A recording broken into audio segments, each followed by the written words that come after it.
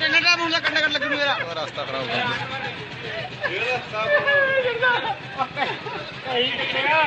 ਰਸਤਾ ਬਹੁਤ ਰਸਤਾ ਪਰਾਂ ਹੋਈ ਓਏ ਉਹ ਪਰਾਂ ਹੀ ਮੜ ਜਾ ਉਹ ਪਰਾਂ ਹੋ ਜਾ ਮੜ ਜਾ